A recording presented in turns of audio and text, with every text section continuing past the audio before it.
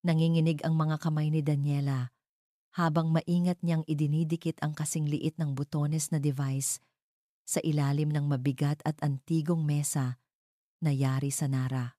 Amoy ng lumang papel at mamahaling kahoy ang nanunuot sa hangin ng malawak na silid-aklatan. Bawat segundong lumilipas ay parang isang dagok sa kanyang dibdib. Isang maling galaw lang, isang tunog, at ang lahat ng pinaghirapan niya ay guguho. Para ito sa iyo, Nay, bulong niya sa sarili.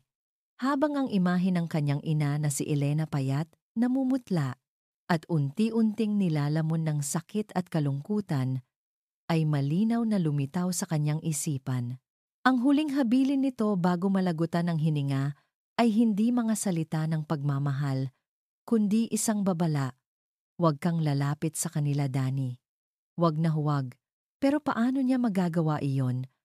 Paano niya hahayaang manatiling walang katarungan ang sinapit ng kanyang ina, ang pamilyang De Villa, ang mga may-ari ng mansyong ito, ang siyang pumatay sa kaluluwa ni Elena bago pa man ito kunin ng karamdaman, at ngayon, narito siya, sa puso mismo ng teritoryo ng kalaban, hindi para sundin ang babala ng ina, kundi para maging ang sumpang matagal na nilang dapat sinapit.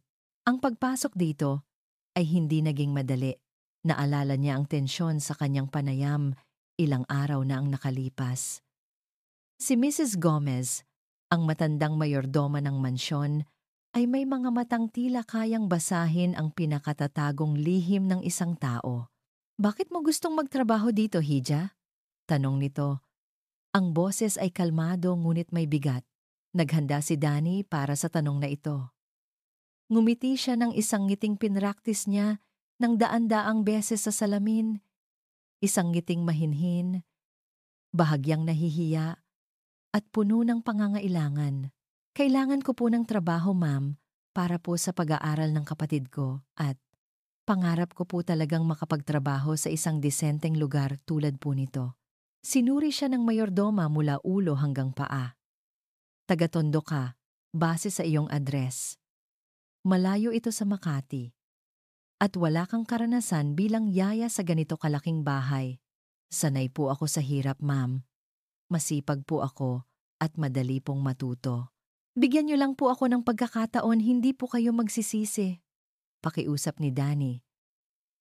Pinanatiling malambing ang kanyang boses. Itinatago ang nag-aalab na apoy sa kanyang kalooban. Isang milagro na natanggap siya. Siguro, nakita ng mayordoma ang desperasyon sa kanyang mga mata at ipinagkamali itong pursigido sa trabaho. Hindi nito alam na ang desperasyong iyon ay para sa hustisya. Sa unang araw niya, agad niyang nakita ang reyna ng mansyon, si Doña Elvira de Villa. Nakaupo ito sa isang wheelchair sa gitna ng malawak na sala, nakatanaw sa bintana, tila isang estatwang gawa sa yelo. Kahit nakatalikod, ramdam ni Danny ang bigat ng presensya nito. Ito ang babaeng paulit-ulit na binabanggit ng kanyang ina. Sa mga gabing hindi ito makatulog, ang pangalan ay laging kasunod ng isang hikbi. Nang dahan-dahan itong humarap, nakita ni Danny ang isang mukhang hinulma ng panahon at marahil ng kalupitan. Maputi ang buhok, manipis ang mga labi, at ang mga mata ay malalim at walang emosyon. Ngunit may bahid ng kalungkutan sa mga matang iyon na saglit na nagpatigil kay Danny. Naawa ba siya? Mabilis niyang iwinaksi ang damdamin. Galit ang kailangan niya, hindi awa. Nag-igting ang kanyang panga. Ang babaeng ito, sa kabila ng karangyaan, ay hindi kailanman mararanasan ang hirap na dinanas ng kanyang ina. Biglang isang malamig na boses ang pumutol sa kanyang pag-iisip. "Anong tinitingin-tingin mo?"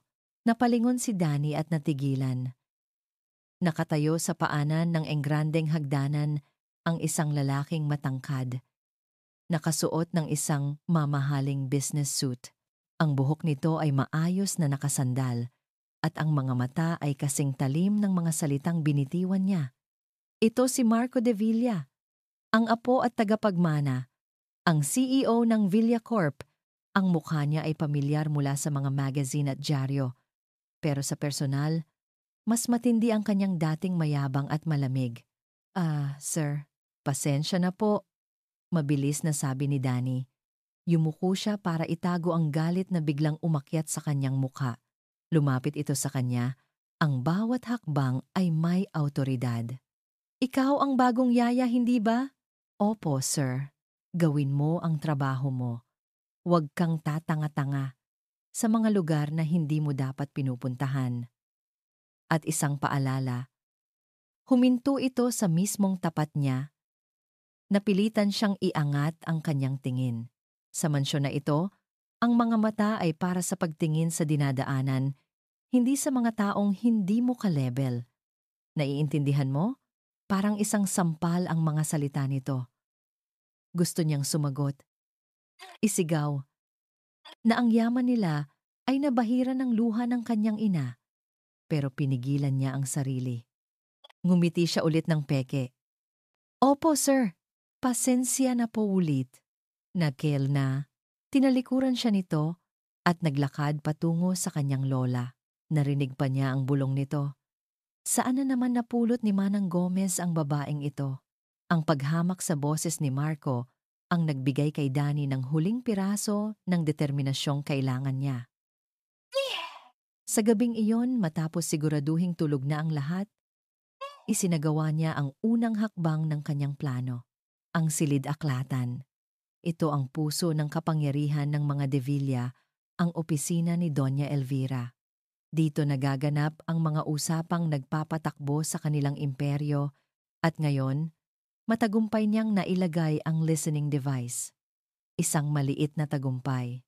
Ngunit habang dahan-dahan niyang itinutuwid ang kanyang sarili mula sa ilalim ng mesa, isang tunog ang nagpatigil sa kanyang paghinga. Yabag ng mga paa. Papalapit. Mabilis pa sa 4:00. Walang ingay siyang gumapang patungo sa makapal at madilim na kortina sa gilid ng bintana. Itinago niya ang kanyang sarili. Pinipigilan ang bawat paghinga.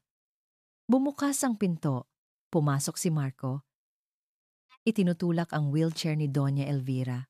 Narinig ni Danny ang paghinto ng gulong ng wheelchair hindi kalayuan sa kanyang pinagtataguan. Nagsimulang manlamig ang kanyang buong katawan. Ito na ba ang katapusan niya? Sigurado ka ba sa desisyon mo, Lola? Tanong ni Marco. Ang boses ay mas malumanay na ngayon kumpara kanina. Isang malalim na buntong hininga ang pinakawalan ng matanda.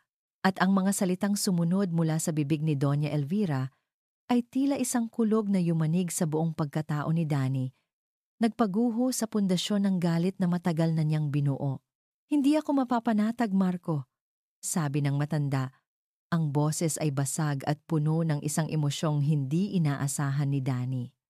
Hindi ako mapapanatag hanggat hindi natin nahahanap ang anak ni Elena. Mayroong mali kay Daniela Ramos. Ito ang kaisipang paulit-ulit na bumabagabag kay Marco. Habang nakaupo siya sa kanyang opisina sa Villa Corp, halos hating gabi na. Ang mga numero sa financial report na nasa harap niya ay lumalabo. Napapalitan ng imahe ng bagong yaya ang mga mata nito. Hindi iyon mga mata ng isang taong simpleng naghahanap ng trabaho.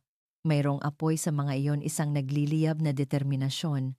At kung hindi siya nagkakamali, isang anino ng galit na pilit itinatago. Dahil sa hindi maipaliwanag na pagkabalisa, binuksan niya ang kanyang laptop at hinanap ang 201 file ng mga kasambahay na ipinadala sa kanya ni Mrs. Gomez. Mabilis niyang natagpuan ang pangalan ni Danny, Daniela Ramos, 24 years old. Ang litrato sa resume ay ang parehong babae, simple, nakangiti, pero kahit sa litrato, ang mga mata nito ay may kakaibang intensidad. Sinuri niya ang bawat detalye. Mga dating trabaho bilang serbidora sa isang karinderya, sales lady sa isang maliit na department store. Walang anumang kahina-hinala sa papel. Lahat ay mukhang normal. Masyadong normal. Iyon mismo ang problema. Ang babaeng nakausap niya. Ang babaeng nakita niyang nakatitig sa kanyang lola na tila may malalim na iniisip ay hindi simple. May talino at tapang sa postura nito na hindi tumutugma sa isang taong sanay lang magsilbi. O baka naman masyado lang siyang mapaghusga. Marco, you're overthinking. Bulong niya sa sarili. Isinara ang laptop. Kailangan niyang protektahan ang kanyang pamilya. Iyon ang tungkulin niya. At ang babaeng iyon ay isang hindi pamilyar na piyesa na biglang pumasok sa kanilang buhay. Kinabukasan, sinadya niyang umuwi ng maaga mula sa opisina. Gusto niyang mag-obserba. Gusto niyang patunayan sa sarili na mali ang kanyang hinala. Naabutan niya si Danny sa playroom kasama ang kanyang pamangkin na si Leo, ang 5 taong gulang na anak ng kanyang pinsang si Isabel. Mula sa bahagyang nakaawang na pinto, pinanood niya sila. Ang nakita niya ay lalong nagpagulo sa kanyang isipan. Nakaluhod si Danny sa sahig, kapantay ng bata, at pareho silang tumatawa habang nag-uunahan sa pagbuo ng isang tore gamit ang mga building blocks. Ang tawa ni Danny ay totoo at walang halong pagkukunwari. Ang paraan ng pagtingin niya kay Leo ay puno ng sinserong pag-aalaga. Wala doon ang bakas ng galit o pagiging mapanganib na nakita niya noong unang araw. Nawala ang matatalim na titig at napalitan ito ng lambing. Sandali siyang nakaramdam ng kagaanan. Baka nga nagkamali lang siya. Ano ba yan, Leo? Bakit ang kalat-kalat mo? Isang matinis na boses ang biglang bumasag sa masayang tagpo. Pumasok si Isabel, ang ina ni Leo, na nakapameywang at matalim ang tingin na ipinukol sa sahig na may ilang piraso ng laruan. At ikaw? Bumaling ang tingin nito kay Danny, puno ng paghamak. Hindi mo ba tinuturuan ng ayos ang anak ko? Trabaho mo yan. Tumayo si Danny. Pasensya na po, Ma'am Isabel. Naglalaro lang po kami. Lilinisin ko rin po kaagad. Dapat lang. Hindi kita binabayaran para makipaglaro lang. At isa pa, lumapit si Isabel at hinawakan ang braso ni Danny ng mahigpit. Narinig kong sumasagot-sagot ka raw sa mga ibang kasambahay. Huwag kang mag-asal, Reyna, dito. Tandaan mo kung saan ka galing. Hindi na napigilan ni Marco ang sarili. Pumasok siya sa silid. Isabel, tama na yan. Gulat na napalingon ang 2 babae sa kanya. Binitawan ni Isabel ang braso ni Danny, ngunit nanatiling mataray ang mukha. Marco, kanina ka pa ba diyan? Pinagsasabihan ko lang itong bago nating yaya. Medyo kailangan ng disiplina. Tiningnan ni Marco si Danny, na ngayon ay nakayuko at halatang nagulat sa kanyang pagdating. Isang hindi maipaliwanag na pakiramdam, isang uri ng proteksyon ang biglang bumuhos sa kanya. Nakita ko ang lahat. Naglalaro lang sila. Walang masama doon. Hayaan mo siyang gawin ang trabaho niya, mariing sabi ni Marco. Ang boses ay malamig at may awtoridad. Natigilan si Isabel. Pero, I said, tama na. Pag-uulit ni Marco, tinititigan ang pinsan hanggang sa ito'y sumuko at umirap na lang bago padabog na lumabas ng silid. Nang silang 2 na lang ni Danny ang naiwan kasama ng bata, isang nakakabinging katahimikan ang namagitan. Salamat po, sir. Halos pabulong na sabi ni Danny, hindi makatingin ng diretso sa kanya. Wala yon, sagot ni Marco. Medyo naiilang din sa sarili niyang ikinilos para pagaanin ng sitwasyon. Lumuhod siya at ginulo ang buhok ni Leo. Okay ka lang ba, Cham? Tumango ang bata bago bumalik sa paglalaro. Tumayo si Marco at muling hinarap si Danny. Pasensyahan mo na si Isabel. Ganoon lang talaga siya. Tumango lang si Danny. Sa unang pagkakataon, nakita ni Marco ang isang bahid ng kahinaan sa mga mata nito, isang kislap ng pasasalamat na nagpabago sa kanyang matigas na panlabas. Kinagabihan, hindi sinasadyang nagkasalubong sila sa hardin. Naglalakad-lakad si Marco para magpahangin nang makita niya si Danny na nakaupo sa isang bench, nakatanaw sa mga bituin. Mas kalmado na ang anyo nito ngayon. Lumapit siya. Hindi ka pa natutulog? Tanong niya. Nagulat si Danny ngunit agad ding nakabawi. Marco na lang. Wala tayo sa opisina, sabi niya, umupo sa kabilang dulo ng bench. Tungkol kanina, okay ka lang ba talaga? Tumingin ito sa kanya, at sa ilalim ng malambot na ilaw mula sa poste, mas malinaw niyang nakita ang mukha nito. Simple pero maganda. Opo, sanay na po ako. Ang sagot na iyon, na puno ng pagtanggap sa kalupitan, ay muling nagpatibok sa konsensya ni Marco. Hindi dapat ganoon. Ngumiti si Danny ng bahagya. Isang ngiting malungkot. Ganoon po talaga ang buhay, sir. Marco, may mga taong nasa itaas at may mga taong nasa ibaba. May talino sa paraan niya ng pagsasalita. May lalim. Hindi ito ang mga salita ng isang ordinaryong kasambahay. Ang pagdududa ni Marco, na panandaliang nawala, ay nagsimulang bumalik. Bumalik siya sa kanyang study, dala ang panibagong pagkalito. Pinilit niyang magtrabaho, ngunit ang mukha ni Daniela Ramos ang tanging nakikita niya. Ang tapang, ang kahinaan, ang mga mata. Isang ideya ang pumasok sa kanyang isip. Desperado na siyang malaman ang totoo. Binuksan niya ang kanyang computer at sa ilang click, na-access niya ang live feed at recordings ng mga security camera sa mansyon. Ito ang huling paraan. Kung malinis ang konsensya nito, walang dapat ikabahala. Pinili niya ang petsa ng unang gabi ni Danny sa mansyon. Mabilis niyang pinatakbo ang recording. Ang mga anino ng gabi ay gumagalaw sa screen. Sala, kusina, pasilyo. Halos isusuko na niya nang may mahagip ang kanyang mata. Itinapat niya ang cursor sa timeline ng kamera sa labas ng silid-aklata ng kanyang lola. Huminto siya at pinindot ang play. Nanlaki ang mga mata ni Marco. Kitang-kita sa screen ang anino ni Danny na maingat na sumisilip sa pasilyo nang masigurong walang tao. Mabilis itong pumasok sa loob ng silid-aklatan. Isang lugar na mahigpit na ipinagbabawal sa lahat, maliban sa kanya at sa kanyang lola. Hindi nakikita ng anggulo ng kamera kung ano ang ginawa nito sa loob, ngunit sapat na ang kanyang nakita. Lumabas ito makalipas ang ilang minuto, kasing ingat ng kanyang pagpasok. Isang malamig na kuryente ang gumapang sa buong katawan ni Marco. Ang lahat ng paghanga, lahat ng pag-aalinlangan, lahat ng namumuong pagkaakit na naramdaman niya sa buong araw ay biglang naglaho na parang bula. Tama siya, mula pa sa simula.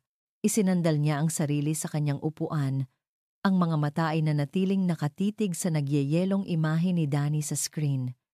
Ang galit at pakiramdam ng pagkakanulo ay umakyat sa kanyang lalamunan. Ang tanong na lang ay isa, sino ka ba talaga, Daniela Ramos? Hindi ako mapapanatag hanggat hindi natin nahahanap ang anak ni Elena. Ang mga salitang iyon ay parang sirang plakang paulit-ulit na tumutugtog sa isipan ni Danny. Lumipas ang 2 araw. Ngunit ang bawat salita, ang bigat ng boses ni Doña Elvira, ay nakatatak pa rin sa kanyang pandinig. Hindi iyon boses ng isang taong may galit. Iyon ay boses ng isang taong may hinahanap, isang taong may pinagsisisihan. Paano nangyari iyon? Ang buong buhay niya ay itinayo sa paniniwalang si Doña Elvira ang demonyong sumira sa kanilang pamilya. Pero ang narinig niya ay salungat sa lahat ng kanyang alam. Ang kanyang misyon ng paghihiganti ay biglang nagkaroon ng lamat. Ngayon, bukod sa paghihiganti, mayroon na siyang bagong layunin, ang alamin ang katotohanan. Kailangan niyang malaman kung ano ang naging buhay ng kanyang ina sa loob ng mansyong ito. Target niya si Aling Puring, isa sa mga pinakamatagal ng kasambahay sa mansyon na madalas ay nasa kusina. Dahan-dahan siyang lumapit dito isang hapon habang ito'y nagtutupi ng mga table napkin. Aling Puring, pwede po magtanong? Sinimulan niya sa isang maamong boses. Tumingin ito sa kanya, isang babaeng may mabait na mukha at mga guhit ng karanasan sa paligid ng mga mata. Ano iyon, Hija? Naisip ko lang po. Ang tagal niyo na po pala dito. Siguro po, Marami na kayong nakasama at nakilalang kasambahay. Ngumiti si Aling Puring. Naku, oo. Daan-daan na siguro. May mga nagtagal, may mga umalis din agad. Ito na ang pagkakataon ni Danny. Narinig ko po kasi sa labas. May katukayo raw po ang nanay ko na nagtrabaho dito dati. Elena po ang pangalan. Baka po naabutan nyo? Biglang nagbago ang anyo ni Aling Puring. Ang ngiti nito ay bahagyang nawala. Tumingin ito sa paligid na tila may hinahanap na nakikinig. Elena? Ramos? Halos pabulong na tanong nito. Tumango si Danny. Pinipigilan ang pananabik sa kanyang dibdib. Opo, umiling si Aling Puring at mabilis na bumalik sa pagtutupi. Matagal na iyon. Huwag mo nang ungkatin. Baka mapagalitan pa tayo. Sige na po, Aling Puring. Gusto ko lang po malaman. Pakiusap ni Danny. Saan po ba siya dito dati? Saan po ang kwarto niya? Bumuntong hininga ang matanda. Tila natatalo sa pamimilit niya. Doon siya sa luma at hindi na ginagamit na servants' quarters sa may West Wing. Pero wala na doon, Hija. Nakakandado na ang mga kwarto roon. Huwag ka nang pumunta. Delikado. Kahit paano, mayroon na siyang direksyon. Nagpasalamat siya kay Aling Puring at umalis bago pa ito magbago ng isip. Ang West Wing.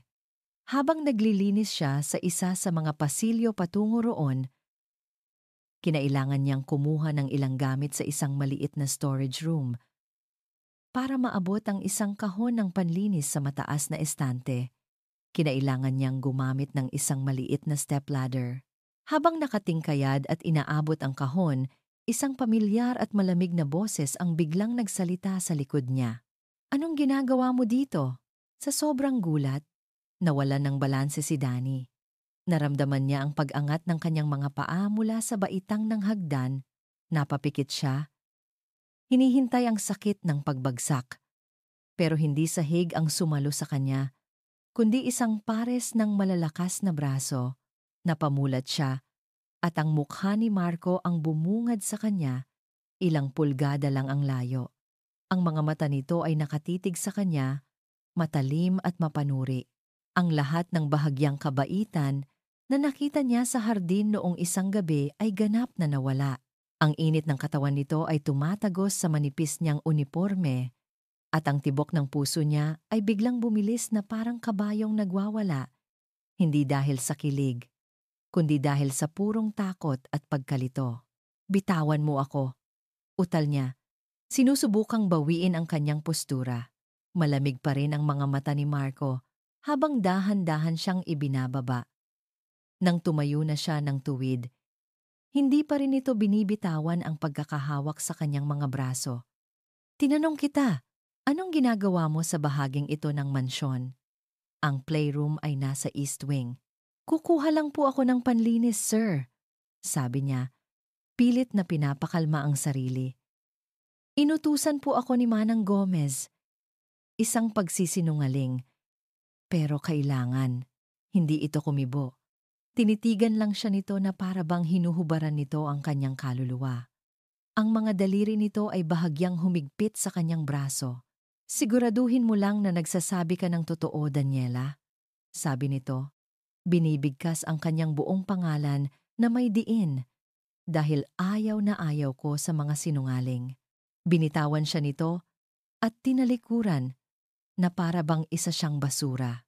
Naiwan si Danny na nanginginig, hindi lang sa takot kundi sa isang damdaming hindi niya maintindihan. Bakit ganoon na lang ang epekto ng lalaking iyon sa kanya? Ang galit na dapat niyang nararamdaman ay nahahaluan ng isang kakaibang kuryente sa tuwing malapit ito. Kinagabihan, hindi na niya napigilan ang sarili. Kailangan niyang makita ang kwarto ng kanyang ina. Dala ang isang flashlight at isang hairpin na natutunan niyang gamitin sa panonood ng mga pelikula, maingat siyang nagtungo sa West Wing. Ang pasilyo ay madilim at nababalot sa alikabok. Ang katahimikan dito ay mas mabigat, puno ng mga hindi naisatinig na kwento. Hinahanap niya ang kwartong may lumang marka ng pangalan. Matapos ang ilang minuto, nakita niya ito. Isang maliit na plakang tanso sa pinto. Kupas na, ngunit nababasa pa rin. Elena, nanlamig ang kanyang mga kamay. Ginamit niya ang hairpin para buksan ang lumang seradura. Matapos ang ilang nakakakabang subok, isang mahinang click ang kanyang narinig. Dahan-dahan niyang itinulak ang pinto. Isang amoy ng kalumaan at nakakulong na hangin ang sumalubong sa kanya. Ang silid ay maliit, halos kasinlaki lang ng bodega. May isang maliit na kama, isang aparador, at isang mesang sulatan. Ang lahat ay nababalot sa manipis na alikabok. Tila isang kapsula ng panahon na hindi nagalaw sa loob ng maraming taon. Ito ang mundo ng kanyang ina. Dito ito natulog, marahil dito rin ito umiyak. Inilawan niya ng flashlight ang buong kwarto. Walang anumang mahahalagang bagay. Pero habang tinututok niya ang ilaw sa sahig na gawa sa kahoy, malapit sa paanan ng kama, may napansin siyang kakaiba.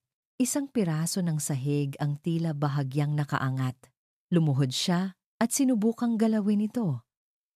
Mahigpit. Ginamit niya ang dulo ng hairpin para sungkitin ito. Matapos ang ilang sandali, umangat ang tabla. Sa ilalim nito, may isang maliit na espasyo. At sa loob ng espasyong iyon, may isang maliit na kahon na yari sa kahoy. Nanginginig ang mga kamay niya habang inaabot ito. Maalikabok at magaan. Maingat niyang binuksan ang takip. Sa loob, nakabalot sa isang lumang panyo, ay isang maliit at itim na tala-arawan, isang leather-bound na journal. Binuksan niya ito sa unang pahina. Ang sulat kamay ay pamilyar ang sulat kamay ng kanyang ina mula sa iilang liham na natanggap niya noong bata pa siya. Pero ang mga salitang nakasulat ay hindi tungkol sa paghihirap o galit. Ang mga ito ay tungkol sa isang bagay na lubos na hindi niya inaasahan. Mahal na mahal ko siya. Basa niya sa unang linya. Ang mga salita ay tila isinulat ng may panginginig. Ngunit ang pag-ibig na ito ang papatay sa aming dalawa. Nanlamig ang buong katawan ni Danny. Sino ang tinutukoy ng ina niya? Habang nakatitig siya sa mga salita, isang matinis na boses ang biglang tumawag mula sa pintuan na nagpatindig ng lahat ng balahibo sa kanyang katawan. Anong ginagawa mo rito? Ito ang kwarto ng traidor na si Elena. Mabilis siyang napalingon.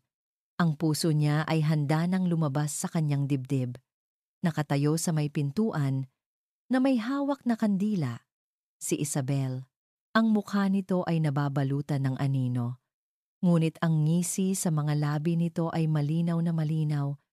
Tila isang demonyong nag-aabang sa dilim. Parang isang balde ng nagyayelong tubig ang ibinuhos kay Danny.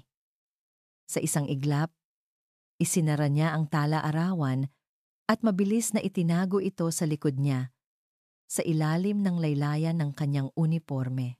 Tumayo siya, pilit na pinapakita ang isang kalmadong ekspresyon kahit na ang puso niya ay dumadagundong sa kanyang dibdib. Ma'am Isabel, sabi niya, pinipilit na gawing normal ang kanyang boses.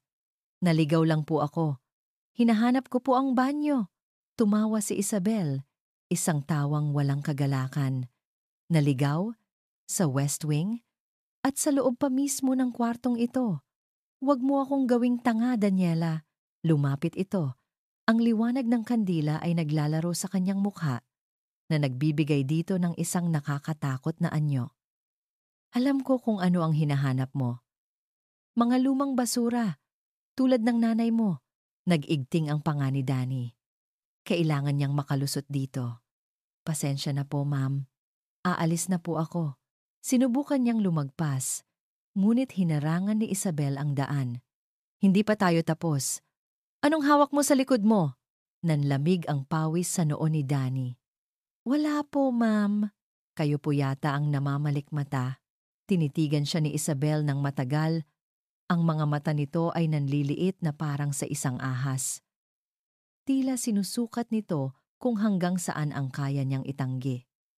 Sa wakas, tumabi ito ng bahagya. Umalis ka sa harapan ko. At sa susunod na makita kitang gumagala sa mga lugar na hindi mo dapat puntahan, sisiguraduhin kong sa kalsada ka pupulutin. Hindi na nag-aksaya ng panahon si Danny. Mabilis siyang lumabas ng kwarto. Ramdam ang mga mata ni Isabel na nakatitig sa kanyang likuran. Dumiretso siya sa kanyang silid, nilock ang pinto, at sumandal dito, humihingal na parang katatapos lang tumakbo sa isang marathon. Nang masigurong ligtas na siya, kinuha niya ang tala-arawan. Ang maliit na librong iyon ay tila mas mabigat ngayon. Puno ng mga lihim na handa ng sumabog. Umupo siya sa gilid ng kanyang kama at binuksan muli ang tala-arawan. Sa pagkakataong ito, sinimulan niya sa simula. Ang mga unang pahina ay puno ng mga pangarap ng isang dalaga, mga simpleng kasiyahan, at mga takot. Ngunit habang lumilipat ang mga pahina, nagbabago ang tono. Doon na nagsimula ang kwento ng pag-ibig. Isang pag-ibig na ipinagbabawal. Oktubre 12. Nakita ko na naman siya kanina sa hardin. Ang kanyang mga mata. Tila kaya nilang tunawin ang lahat ng pader na itinayo ko sa paligid ng aking puso. Ngunit hindi ito maaari. Isa lang akong hamak na kasambahay. At siya ay isang Devilla. Isa itong kasalanan. Nagpatuloy sa pagbabasa si Danny. Walang pangalan. Siya lang ang laging tawag ng kanyang ina sa lalaki. Ngunit ang mga detalye ng kanilang mga tagong pagkikita, ang mga pagnanakaw ng sandali sa ilalim ng puno ng mangga, ang mga liham na ipinapadala. Sa pamamagitan ng isang pinagkakatiwalaang hardinero lahat, ay nagpinta ng isang larawan, ng isang matinding pag-iibigan. Pagkatapos ay dumating ang mga pahinang puno ng takot. Nobyembre 5. Nalaman ni Doña Elvira. Ipinatawag niya ako sa kanyang opisina. Akala ko katapusan ko na. Umiyak ako at nagmakaawa. Ngunit imbes na galit, awa ang nakita ko sa kanyang mga mata. Sinabi niya sa akin na itigil na ang kahibangan dahil masasaktan lang ako.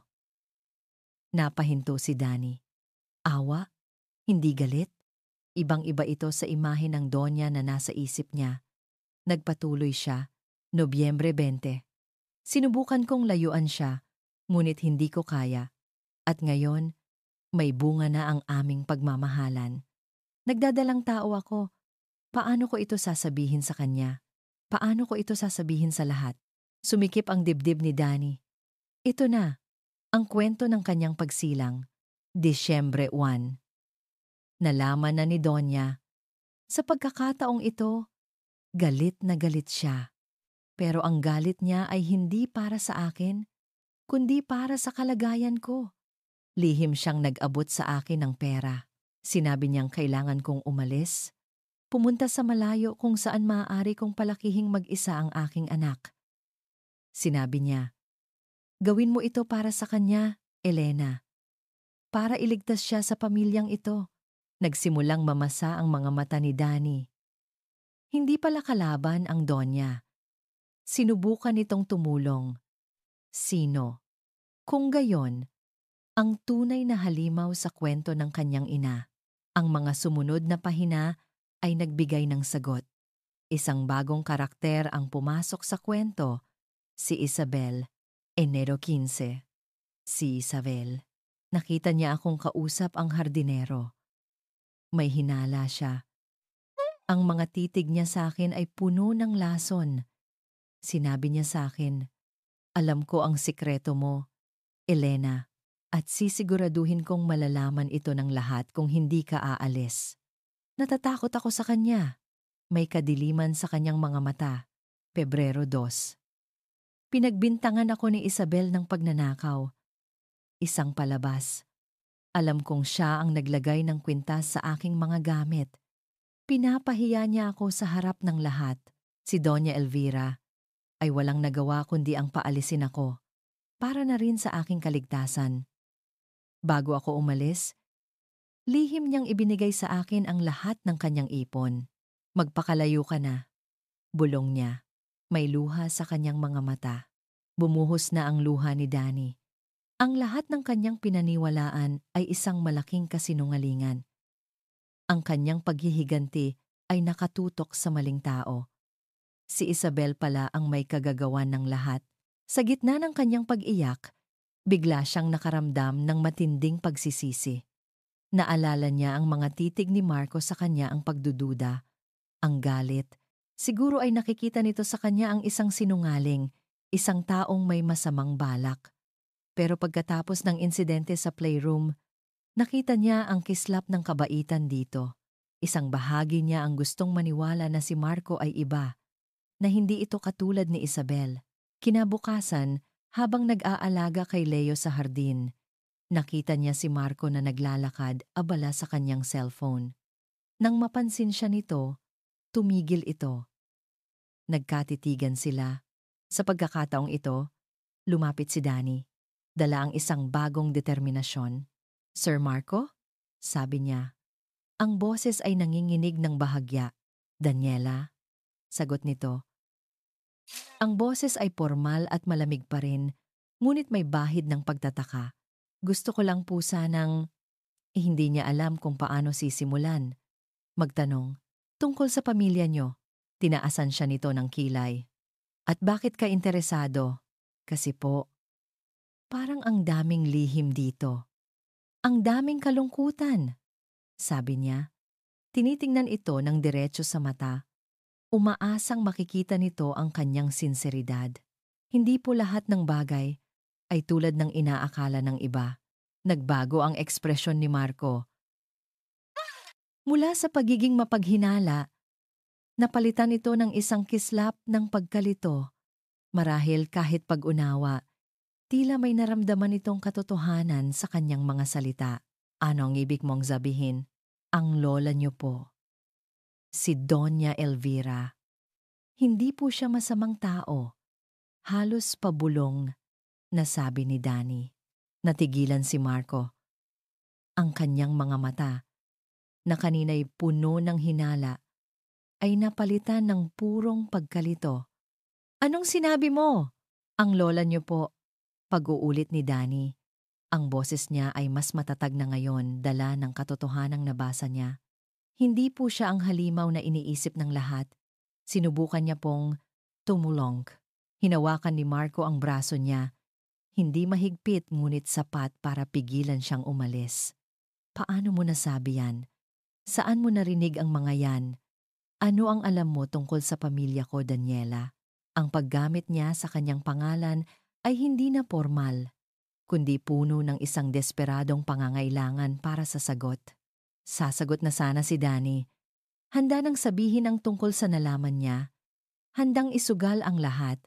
Ng isang pamilyar na boses ang pumutol sa kanilang pag-uusap. "Marco! Darling! Nandito ka lang pala." Si Isabel. Papalapit. Nakangiti ng matamis. Ngunit ang mga mata ay nakatutok kay Danny na parang isang ibong mandaragit. "Hinahanap kita. May kailangan akong ipakita sa iyo sa opisina. At ikaw," bumaling ito kay Danny. Ang tamis sa boses ay biglang naging lason. "Bumalik ka na sa trabaho mo. Huwag mong inaabala ang senyorito." Ang salitang senyorito ay sinabi ng may diin, isang paalala sa agwat na namamagitan sa kanila. Iyon ang pagkakataong ginamit ni Danny para tumakas. "Pasensya na po, ma'am, sir," mabilis niyang sabi, at halos takbuhin ang pag-alis, palayo sa dalawa. Pagbalik niya sa kanyang silid, nanginginig pa rin siya. Ang pag-uusap na iyon kay Marco, ang biglang pagsulpot ni Isabel, lahat ay nagpapatunay na nasa gitna siya ng isang mapanganib na laro. Inilabas niya muli ang tala-arawan. Kailangan niyang tapusin. Kailangan niyang malaman ang buong kwento. Nilaktawan niya ang ilang pahina hanggang sa marating niya ang pinakahuling sulat. Ibang-iba ito sa lahat. Ang sulat kamay ng kanyang ina ay nanginginig at may mga tuyong mantsa ng luha sa papel na nagpapakita ng matinding emosyon noong isinulat ito. Ito ang huling entry. Isinulat bago tuluyang umalis si Elena sa mansyon. Marso 1. "Ito na ang huling gabi ko dito. Bukas, Magsisimula na ang bago kong buhay, kasama ang aking munting anghel. Ipinangalan ko siyang Daniela para sa alaala ng lalaking minahal ko, ang kanyang ama, na kailanman ay hindi niya makikilala. Napakasakit. Ngunit kailangan kong maging matatag. Kailangan kong gawin ito para sa kanya. Naramdaman ni Danny ang pamilyar na kirot sa kanyang puso. Pero ang sumunod na mga salita ang tuluyang nagpaguho sa kanyang mundo. Ginagawa ko ito para iligtas siya mula sa halimaw, sa pamilyang ito, at sa lola niyang si Elvira. Binasa niya ulit. Sa lola niyang si Elvira.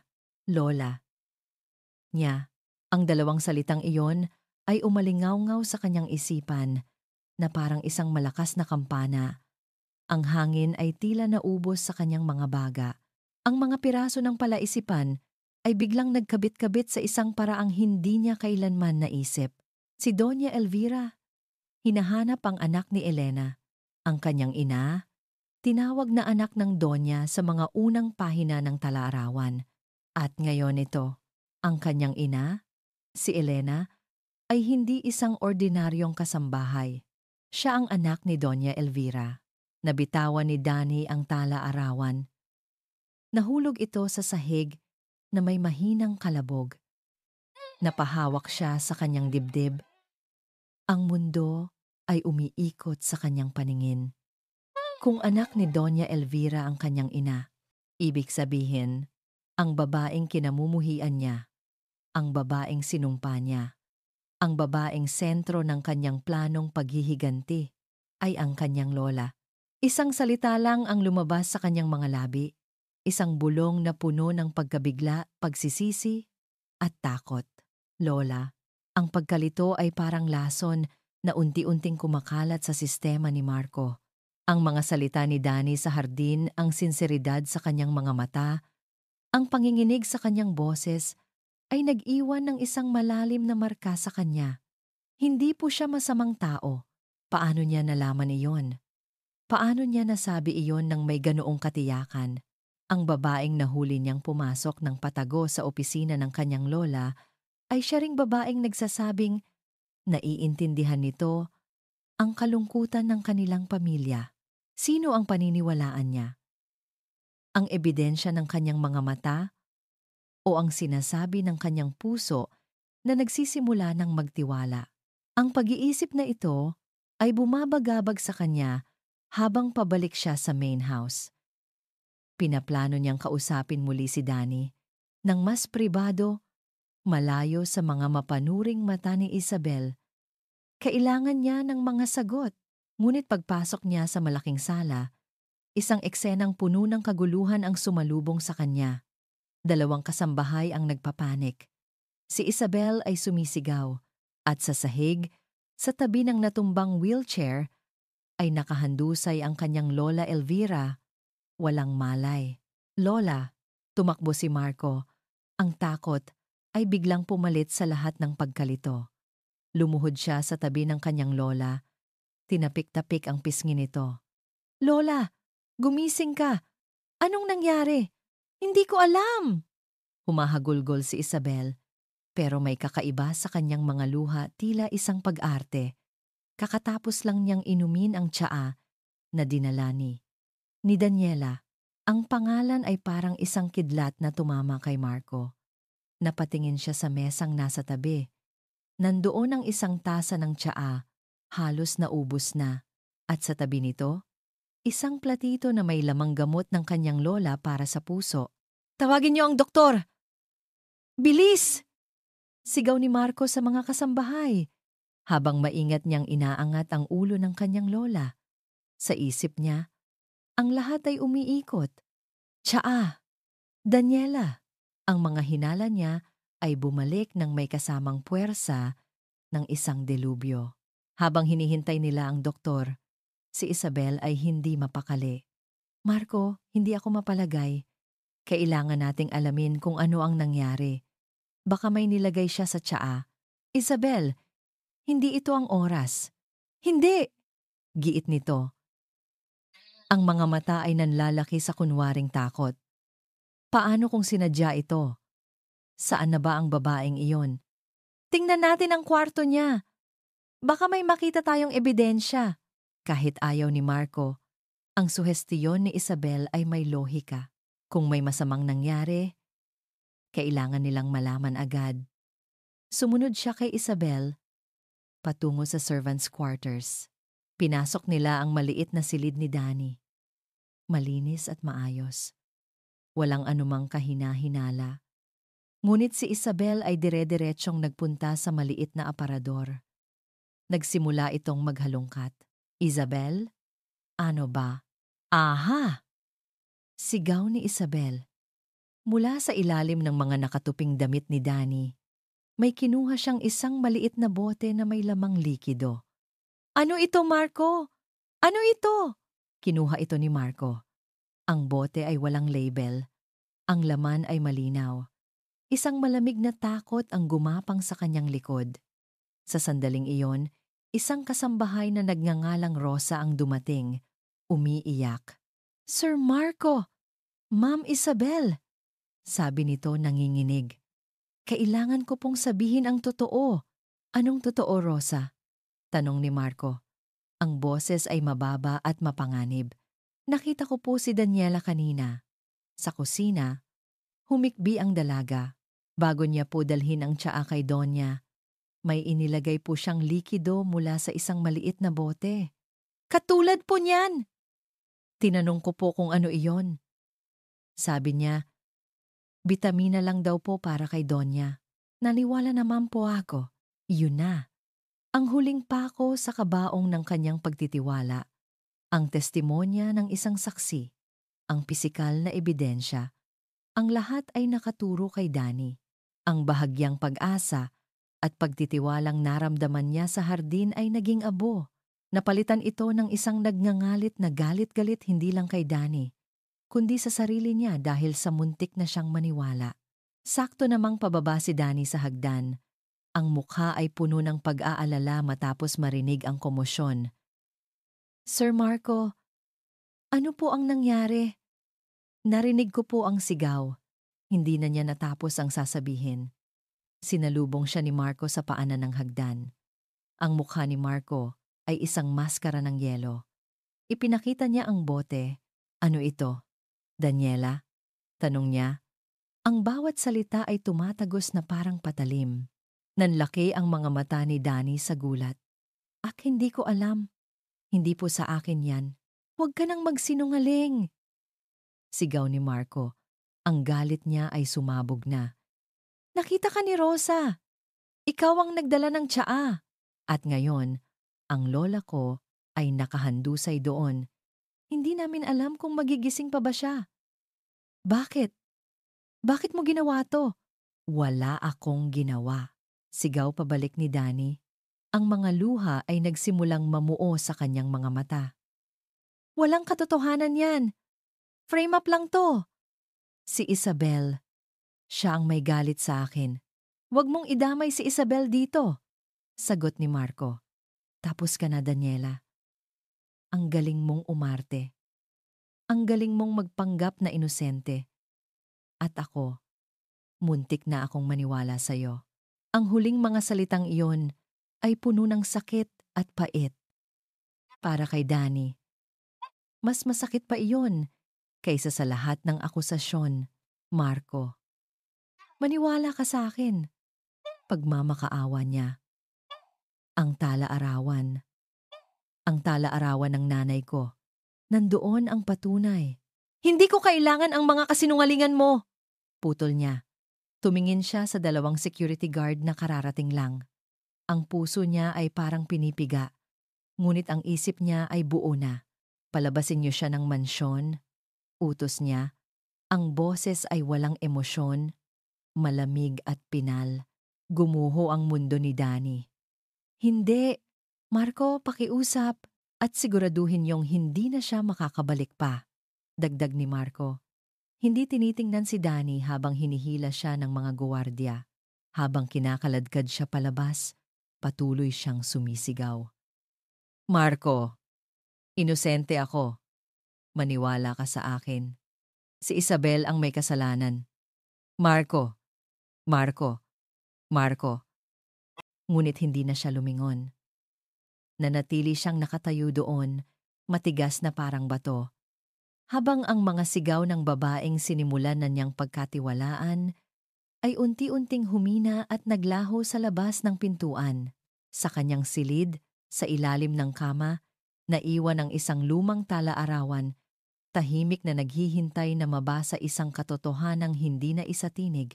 Ang lamig ng simoy ng hangin sa labas ng mansyon ay kasing lamig ng kawalan ng pag-asa na bumabalot sa puso ni Danny. Ipinagtulakan siya palabas ng mga guwardya na parang isang basahan. Ang mga pakiusap at pagtanggi niya ay naglaho na lang sa hangin. Wala siyang pera. Wala siyang cellphone. Wala siyang matutuluyan. Nasa kanya lang ang damit na suot niya at ang bigat ng isang kasalanang hindi niya ginawa. Umupo siya sa isang bangketa sa di kalayuan, niyakap ang sarili habang ang mga luha ay malayang dumadaloy sa kanyang mga pisngi. Si Marco, ang sakit ng pagkakanulo sa mga mata nito ay mas masakit pa kaysa sa pagpapalayas sa kanya. Naniwala ito kay Isabel. Naniwala ito sa isang palabas. Ngunit sa gitna ng kanyang pagtangis, isang pangalan ang umilaw sa kanyang isipan. Aling Puring, ang matandang kasambahay na nagbigay sa kanya ng direksyon. Ngunit, hindi ito ang sagot. Sino ang pinagkakatiwalaan ng kanyang ina noon? Sa tala-arawan, may nabanggit na isang hardinero at isa pang kasambahay na tumulong sa kanyang ina, si Aling Nita. Ang kasambahay na nagretiro na, iyon na lang ang natitira niyang pag-asa. Nagtanong-tanong siya sa mga guard sa isang kalapit na village. Sa awa ng Diyos, may isang nakakakilala kay Aling Nita at naibigay sa kanya ang address sa isang simpleng barangay sa Pasig. Gamit ang natitirang lakas, nagsimula siyang maglakad. Bawat hakbang ay puno ng determinasyon. Hindi pa tapos ang laban. POV, Marco. Nakatayo si Marco sa tabi ng kama ng kanyang lola. Ang doktor ay nakaalis na. Ang sabi, hindi lason ang natagpuan sa tasa, kundi isang malakas na pampatulog na naging mapanganib dahil sa mahinang puso ng matanda. Stable na raw ito, ngunit kailangan pa ring obserbahan. Isang malakas na pampatulog. Hindi lason. Ang katotohanang iyon ay hindi nagbigay ng ginhawa kay Marco. Bagkus, lalo pa nitong ginulo ang kanyang isipan. Kung gusto talaga siyang patayin ni Danny, bakit pampatulog lang ang gagamitin niya? Bakit hindi isang bagay na mas tiyak? Ang imahe ni Isabel na humahagulgol ay bumalik sa kanyang alaala. Tila masyadong perpekto, masyadong kalkulado. At si Rosa, ang kasambahay, tila takot na takot habang nagsasalita. Hindi na niya natiis. Pinuntahan niya si Rosa sa kusina. Nakita niya itong nanginginig sa isang sulok. Rosa, sabi ni Marco, ang boses ay kalmado ngunit may bigat na hindi maikakaila. Ulitin mo ang nakita mo. Bawat detalye. Nagsimulang umiyak muli ang dalaga. Sir, huwag kang matakot sa akin, sabi ni Marco. Lumapit siya. Sa katotohanan ka lang matakot. May nag-utos ba sa'yo, Rosa? Sa tanong na iyon, tuluyang bumigay si Rosa. Si Ma'am Isabel po. Humagulgol ito. Binigyan niya po ako ng pera. Sinabi niya po na kung hindi ko gagawin, itatapon niya rin ako palabas. Sir, patawarin niyo po ako. Isang malamig na galit ang gumapang sa ugat ni Marco. Tama ang kanyang hinala. Isang malaking palabas.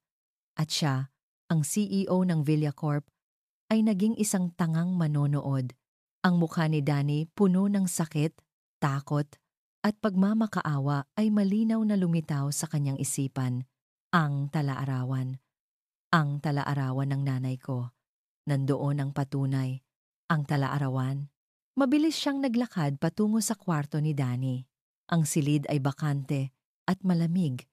Ngunit ang presensya ni Danny ay naroon pa rin. Lumuhod siya at sinilip ang ilalim ng kama. At doon, nakita niya ito. isang maliit itim na libro. POV. Daniela, pawis at pagod. Narating din ni Danny ang isang maliit na bahay sa Pasig. Kumatok siya. Isang matandang babae ang nagbukas. Si Aling Nita. "Sino ka?" tanong nito. "Ako po si Daniela. Anak po ako ni Elena Ramos." Nanlaki ang mga mata ni Aling Nita. Akma nitong isasara ang pinto, ngunit pinigilan siya ni Danny. "Tulungan niyo po ako, Aling Nita. Pakiusap. Pinagbibintangan po ako. Pinalayas po ako sa mansyon." Nang makita ang desperasyon at sinseridad sa mukha ni Danny, nakamukhang kamukha ng yumaong si Elena, bumigay ang matanda. Pinapasok niya si Danny, at doon, sa gitna ng pag-iyak, ikinuwento nito ang lahat. Kinumpirma niya ang kasamaan ni Isabel at ang pagtulong ni Doña Elvira. "May habilin sa akin ang nanay mo, Hija," sabi ni Aling Nita. May kinuha siyang isang lumang susi mula sa kanyang aparador. Bago siya tuluyang umalis, ibinigay niya ito sa akin. Sabi niya, "Kung sakaling may mangyari sa kanya at hanapin mo ang katotohanan, ibigay ko ito sa iyo." Susi ito ng isang safety deposit box sa isang bangko sa Maynila. Ang lahat daw ng kailangan mo ay nandoon. POV. Marco. Umupo si Marco sa sahig ng kwarto ni Danny at sinimulang basahin ang tala-arawan. Bawat salita, bawat pahina, ay parang isang suntok sa kanyang sikmura. Ang kuwento ng pag-iibigan, ang pagbubuntis, ang tulong ni Doña Elvira, ang pananakot ni Isabel, ang pagnanakaw na gawa-gawa lang, ang imahe ng kanyang lola Elvira na palagi niyang nakikitang malungkot at malayo, ay nagkaroon ng bagong kahulugan. Hindi ito kalupitan, kundi pagsisisi. Ang paghahanap nito sa anak ni Elena ay hindi para maningil, kundi para humingi ng tawad. At siya, naging kasangkapan siya sa kasamaan ni Isabel. Hinusgahan niya si Danny. Sinaktan. Itinaboy. Narating niya ang huling pahina. Ang sulat na nanginginig. Ang mga mantsa ng luha. Binasa niya ang huling mga salita. "Ginagawa ko ito para iligtas siya mula sa halimaw sa pamilyang ito at sa lola niyang si Elvira." Lola niyang si Elvira. Parang bombang sumabog ang mga salitang iyon sa kanyang isipan. Nabitawan niya ang tala-arawan. Si Elena ay anak ng kanyang lola. Si Danny ay apo. Ang kanyang pagkamuhi, ang kanyang galit, ang kanyang paghihiganti ay para sa sarili niyang pamilya. Isang nakakabinging pagsisisi ang bumalot sa kanya. Hindi na siya nag-isip. Kinuha niya ang kanyang cellphone, mabilis na hinanap ang numero ni Danny mula sa resume nito na nasa kanyang email. Nanginginig ang kanyang mga daliri habang pinipindot ang call button. POV. Daniela, hawak ni Danny ang susi. Ito na ang sagot. Kinabukasan, maaga siyang nagpunta sa bangko. Gamit ang isang identification card na naitago niya sa bulsa ng kanyang uniforme, pinayagan siyang pumasok sa vault. Binuksan ng bank teller ang pinto ng vault. At sa tulong nito, natagpuan ni Danny ang numero ng safety deposit box. Habang binubuksan ito gamit ang lumang susi, ang tibok ng kanyang puso ay halos umabot sa kanyang lalamunan. Pagbukas ng metal na pinto, isang kahon ang nasa loob. Maingat niya itong inilabas. Sa loob ng kahon, mayroong isang bundle ng mga sulat na nakatali ng laso. Isang bank book na may malaking halaga at 2 opisyal na dokumento. Ang isa ay ang kanyang birth certificate. Ang pangalan ng ina, Elena S. De Villa. Ang pangalan ng ama, unknown. Ang apelyidong De Villa ay tila tumalon mula sa papel at sumampal sa kanya. Ang pangalawang dokumento ay isang legal na papel, isang holographic will na sulat kamay ni Doña Elvira. Binasa niya ito.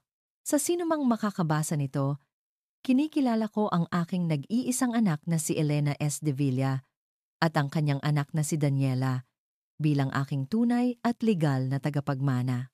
Sa kanila ko ipinapamana ang lahat ng aking personal na yaman at ari-arian." Ito na. Ang katotohanang hindi maikakaila, ang ebidensyang magbabago sa lahat. Hindi lang siya apo, siya ang tunay na tagapagmana. Niyakap niya ang mga dokumento. Mayroon na siyang kapangyarihan, mayroon na siyang panlaban. Sa sandaling iyon, nagring ang isang telepono. Ang luma at halos masira ng cellphone ni Aling Nita na ipinahiram sa kanya. Isang numerong hindi rehistrado. Nag-aalangan man, sinagot niya ito. Hello? POV? Marco. Nagring ito ng ilang beses. Inaasahan na niyang hindi ito sasagutin. Sino ba namang sasagot sa tawag ng taong nagtaboy sa'yo? Ngunit sa huling ring, may sumagot. Hello? Ang boses niya. Nanginginig. Pagod. Ngunit boses pa rin niya. Napapikit si Marco. Ang pagsisisi ay parang asidong sumusunog sa kanyang dibdib. Danny, sabi niya. Ang sarili niyang boses ay basag. Si Marco to, katahimikan. Narinig niya ang mahinang paghinga sa kabilang linya. Danny, naniwala ako sa kasinungalingan. Nabasa ko ang lahat. Ang mga salita ay hirap na lumabas. Ang tala-arawan. Alam ko na ang totoo. Patawarin mo ako. Katahimikan pa rin. Umuwi ka na. Pagpapatuloy niya, ang boses ay nagmamakaawa na ngayon. Umuwi ka na sa mansyon. Ito ang tahanan mo. Kailangan ka namin, Danny. Kailangan ka ng lola mo. Ilang segundo pa ng katahimikan ang lumipas na para bang isang buong buhay at nang sa wakas ay sumagot si Danny, ang boses niya ay hindi na nanginginig. Ito ay kalmado, malamig at puno ng isang bagong kapangyarihan na hindi pa naririnig ni Marco dati. Oo, babalik ako, sabi nito. Pero hindi dahil kailangan niyo ako. Babalik ako para kunin ang dapat na sa akin. At ibinaba nito ang tawag. Ang pagbabalik ni Danny sa mansyon ay ibang-iba sa kanyang pag-alis. Wala na ang uniforme ng isang yaya. Ang suot niya ngayon ay isang simpleng itim na bestida na ipinahiram ni Aling Nita, isang damit na, sa kabila ng pagiging luma, ay nagbigay sa kanya ng anyo ng dignidad at kapangyarihan. Wala na ang takot sa kanyang mga mata. Napalitan ito ng isang matatag at hindi matinag na determinasyon. Naglakad siya patungo sa malaking pinto. Nayari sa Nara, ang parehong mga guwardya, na kinaladkad siya palabas, ay humarang sa kanya. Bawaw, kajito, utos ni Sir Marco. Tumawag si Sir Marco, putol ni Danny. Ang boses ay kalmado ngunit may bigat. Inaasahan na niya ako. Nagkatinginan ang mga guwardya, nag-aalangan. Ngunit ang autoridad sa boses ni Danny ay sapat na para sila'y tumabi. Itinulak niya ang mabigat na pinto at pumasok. Ang eksena sa malawak na sala ay tila isang nagyayelong larawan. Si Marco ay nakatayo malapit sa hagdan. Ang mukha ay puno ng pagsisisi at pag-aabang. Sa isang silya, si Isabel ay nakaupo, nakataas ang kilay, ang mukha ay puno ng pagtataka at inis sa kanyang biglaang pagbabalik.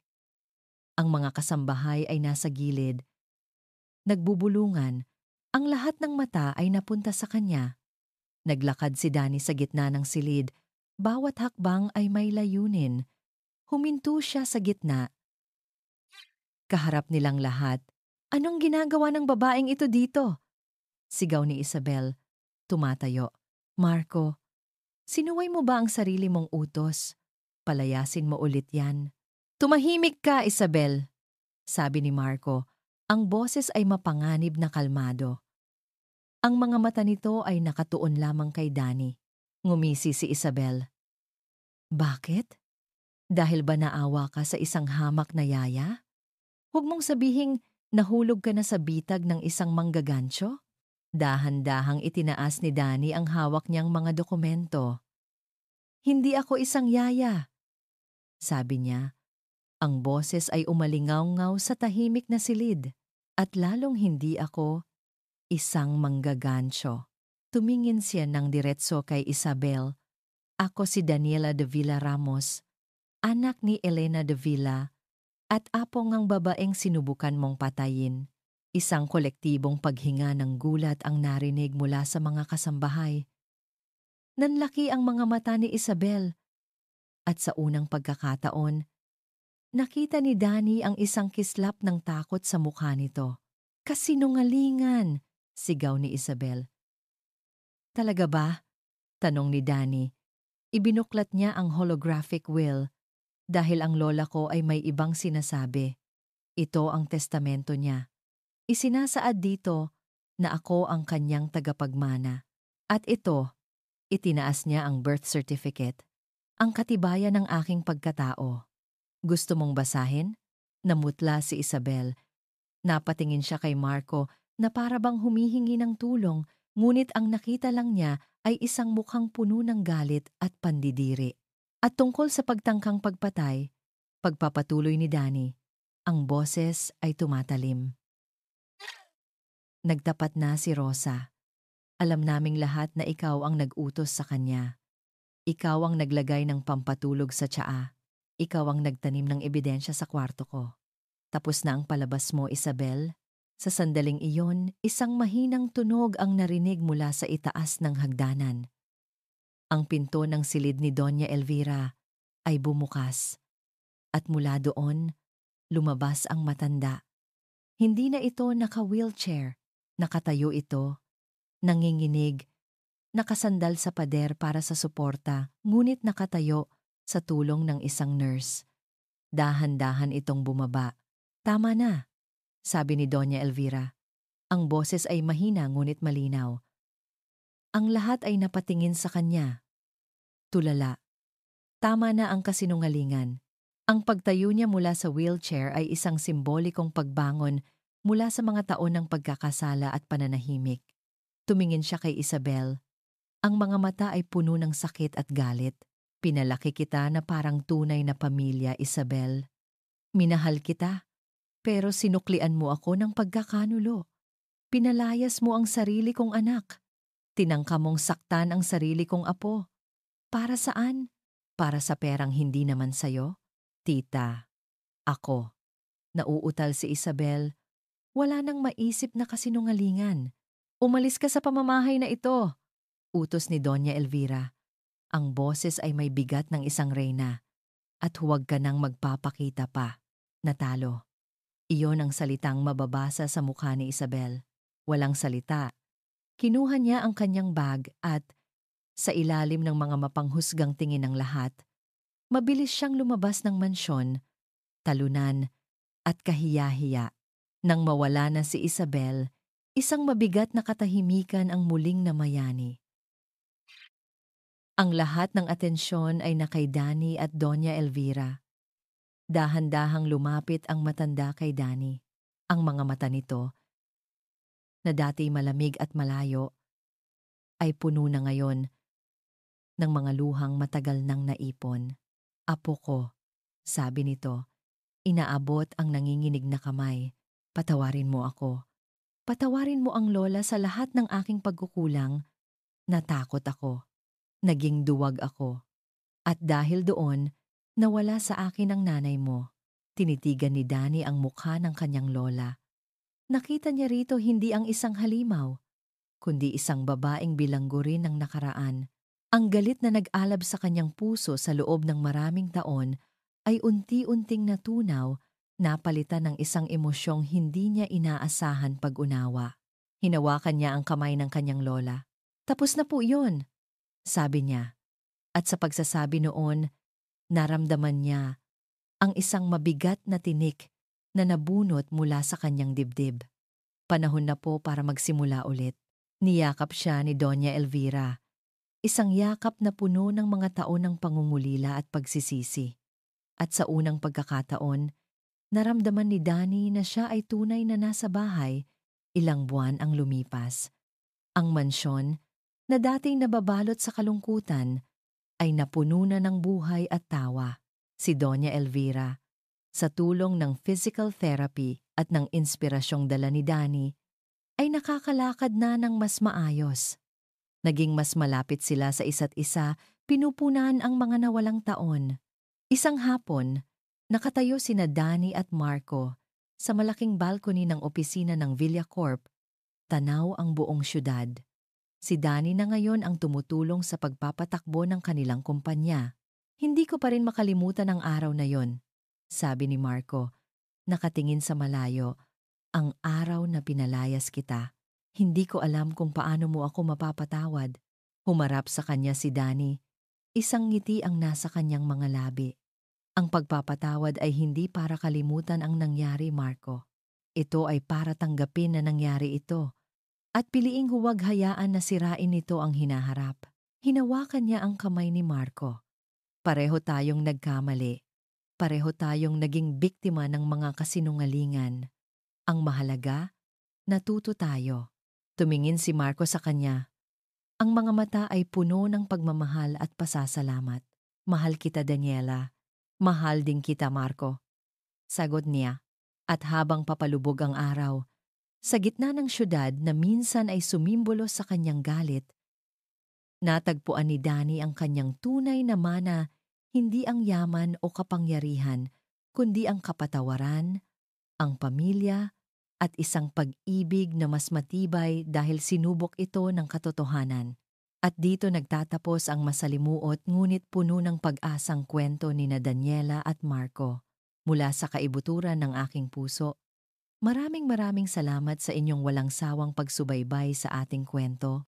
Habang isinusulat ko ang bawat kabanata, ramdam ko ang bigat ng galit ni Danny, ang pagkalito ni Marco, at ang sakit ng mga lihim na pilit itinatago. Sana, sa inyong pakikinig, naramdaman niyo rin ang bawat pintig ng kanilang mga puso tulad ng naramdaman ko.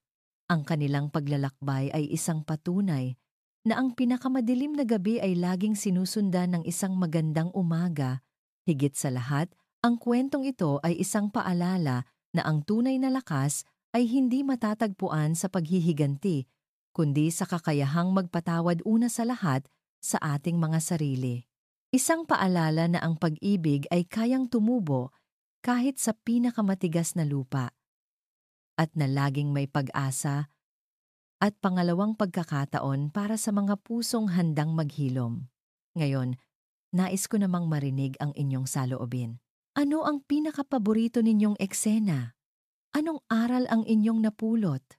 Aling bahagi ang pinaka nagpaiyak o nagpakilig sa inyo? Huwag po kayong mag-atubiling iwanan ang inyong mga komento sa ibaba. Bawat isa ay mahalaga at nagbibigay inspirasyon sa akin.